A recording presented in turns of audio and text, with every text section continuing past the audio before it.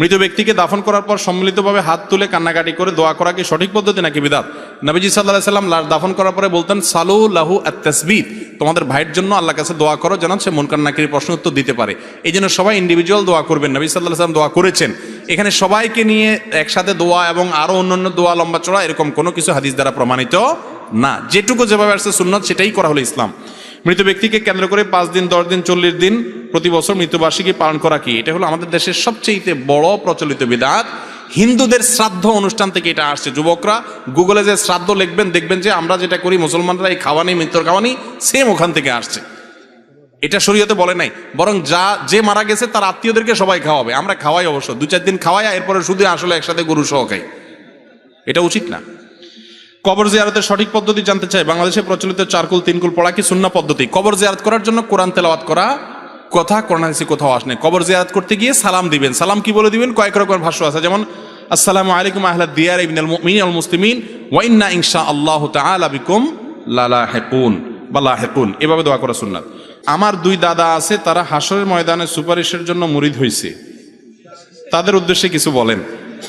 ভাই এটা তো বলছি যে পীর সাহেব আপনার জন্য সুপারিশ করবেন, ওই পীর সাহেব নিজের ইয়ানফসি করতে করতে বেতাল থাকবে। কোত্থেকে পীর সাহেব সুপারিশ করবে? আপনারা আদম ব্যাপারী শুনছেন? আদম ব্যাপারী, এই আদম ব্যাপারীর মতো অবস্থা এদের হবে, যে টাকা পয়সা জমি জমা সব বেচে দিলেন। কেন? আপনি বিদেশ যাবেন স্বপ্ন দেখলেন বসে বসে, আদম ব্যাপারী টাকা নিয়ে উদাও শেষ। এবার আপনি মানে হাই হাই করা ছাড়া উপায় নাই। কিয়ামতের ময়দানে এই সমস্ত পীর সাহেবদের কাউকে খুঁজে পাওয়া যাবে না। নবীরা যেখানে মুসা আলাইহিস সালামের কাছে মানুষ যাবে, উনি বলবেন আরে আমি জানি না, নিজেকে নিয়ে পেরেশান আছি, তোমরা সামনে দেখো, মোহাম্মদকে দেখো। তারা যেহেতু নিজেরা করতে পারবেন না, কোথাকার কোন পীর সাহেব আল্লাহর কাছে যাবে? বহুত ভুয়া দালাল দুনিয়াতে পাওয়া যায়, গোড়া এদের কাউকে পাওয়া যায় না। এরকম কোন পীর যদি বলে করবে, তাহলে তার ভণ্ড হওয়ার সবচেয়ে বড় প্রমাণ এটা।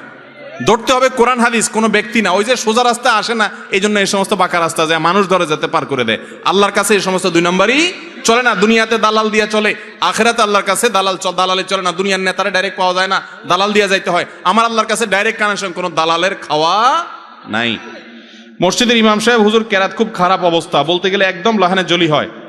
ইমাম সাহেবের কেরাতে যদি বড় ভুল হয়, তাহলে সেই ইমামকে পরিবর্তন করা এলাকাবাসীর কর্তব্য। তার পিছনে জানা মানুষ নামাজ পড়লে তাদের নামাজ হবে না, প্রয়োজন আলাদা জামাত করতে হবে। কোন এলাকাতে এরকম থাকলে আলেমরা এলাকাবাসী মুরব্বীদেরকে বুঝাবেন। বেনামাজির জানাজা দেওয়া যাবে কিনা, এটাও বিরাট আলোচনা সাপেক্ষ বিষয়। যদি নামাজ কেউ জীবনে একবারও পড়ে নাই, নামাজকে তাচ্ছিল্য করতো, তাহলে তো সে ইসলাম থেকে খারিজ। কিন্তু নামাজ পড়ে নাই, অবহেলা করছে টরছে, কিন্তু নামাজের প্রতি গুরুত্ব সে বুঝতে বিশ্বাস করতো, এই ব্যক্তিকে আমরা কাফের মনে করি না, এটাই বিশুদ্ধ মত। অতএব তার জানাজা দিতে হবে। এরকম অবস্থায় আমরা কি মুহাম্মদ সাল্লাল্লাহু আলাইহি সাল্লামকে বিশ্বনবী ও দুজাহানের বাদশাহ বলতে পারি? হ্যাঁ, অবশ্যই। তিনি বিশ্বনবী তো রহমতুল্লাহ আলামিন গোটা পৃথিবীর জন্য, দোনো জাহানের বাদশাহ। দুনিয়াতেও আল্লাহ তাআলা তাকে রাজত্ব দিয়েছেন, আখিরাতেও রাজত্ব করবেন। ঠিক আছে তো।